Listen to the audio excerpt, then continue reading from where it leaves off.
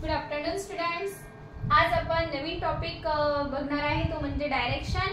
डायरेक्शनवर आधारित आपल्याला कॉम्पिटिटिव्ह एक्झामला बरेच असे क्वेश्चन विचारले जातात, तर त्या डायरेक्शन आपण लक्षात कशा ठेवायच्या. आपल्या सर्वांना माहिती आहे की मुख्य दिशा 4 आणि उपदिशा 4 म्हणजे टोटल दिशा किती होतील, तर 8 होतील. त्या सगळ्यांची नावे कशी लक्षात ठेवायची यासाठी आपल्याला एक सेंटेन्स लक्षात ठेवायचं आहे, ते म्हणजे उद्या ईश्वराची पूजा आहे, दत्ताचा नैवेद्य पटकन वाटा. बघा, हे वाक्य आहे, हे लक्षात ठेवायचं. उद्या ईश्वराची पूजा आहे, दत्ताचा नैवेद्य पटकन वाटा.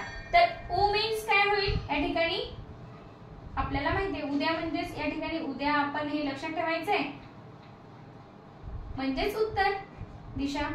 इथं ईश्वराची मीन्स ईशान्य, त्यानंतर पूजा मीन्स पूर्व, आहे चा आग्नेय,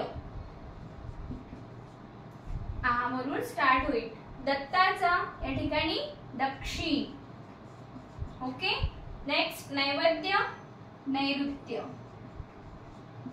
पटकन मीन्स पश्चिम, पश्चिम या ठिकाणी पश्चिम आपण असं लिहिणार. आणि वाटा म्हणजेच वायव्य. ओके, तर सेंटेन्स महत्त्वाचा आहे आणि लक्षात ठेवायचे सर्वांना. उद्या ईश्वराची पूजा आहे, दत्ताचा नैवेद्य पटकन वाटा. अपोजिट डायरेक्शन कुठले आहे? उत्तरची दक्षिण, देन वायव्याची आग्नेय आणि ईशान्येची अपोजिट डायरेक्शन नैऋत्य. ओके, तर याप्रमाणे आपल्याला डायरेक्शन लक्षात ठेवायचे आहे आणि आलेल्या कॉम्पिटिटिव्ह एक्झामचे जे क्वेश्चन आहे ते व्यवस्थित रीतीने सॉल्व्ह करायचे. थँक्यू.